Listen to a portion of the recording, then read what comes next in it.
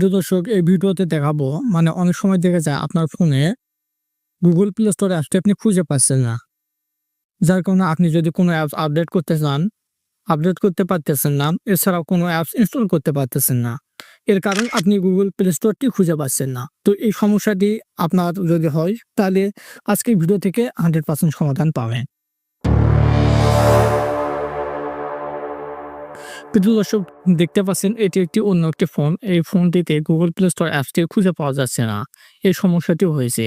তো এখানে দেখতে পাচ্ছেন, আপনি যদি ভালো করে লক্ষ্য করে দেখেন তাহলে বুঝবেন যে এখানে কোনো গুগল প্লে স্টোরটি নাই। সেক্ষেত্রে আপনি সেটিংস অ্যাপসটিতে ক্লিক দিবেন। ক্লিক দেওয়ার পর এখান থেকে আপনি অ্যাপ ম্যানেজার অপশনটিতে ক্লিক দিবেন। অ্যাপ ম্যানেজার আসার পর এখানে অ্যাপ লিস্ট অপশনে ক্লিক দিবেন। এরপর এখান থেকে আপনি সার্চ অপশন পাবেন। এখানে আপনি সার্চ করবেন গুগল প্লে স্টোর। জাস্ট এখানে আপনার অ্যাপ লিস্টে এসে গুগল প্লে স্টোর অ্যাপসটি আপনাকে সার্চ করতে হবে। তো প্রিয় দর্শক, এইভাবে প্রসেসগুলো ফলো করবেন। দেখতে পাচ্ছেন নিচে গুগল প্লে স্টোর অ্যাপসটি শো করতেছে। এখানে দেখতে পাচ্ছেন অ্যানাবল শো করতেছে, বর্তমান এটি ডিসেবল অবস্থায় আছে। যার কারণে অ্যাপসটি শো করতেছে না। আপনাকে কি করতে হবে? অ্যানাবল করতে হবে। তো অ্যানাবল হয়েছে, যার কারণে ডিসেবল শো করতেছে। আপনার এই গুগল প্লে স্টোর অ্যাপসটি অ্যানাবল হয়েছে, ওপেন অপশনে ক্লিক দিলে এখন কিন্তু অ্যাপসটি খুঁজেও পাওয়া যাচ্ছে। এছাড়াও এখানে অ্যাপসটি শো করতেছে। তো আমি প্রমাণস্বরূপ এই দেখতে পাচ্ছেন এখানে গুগল প্লে স্টোর অ্যাপসটি শো করতেছে।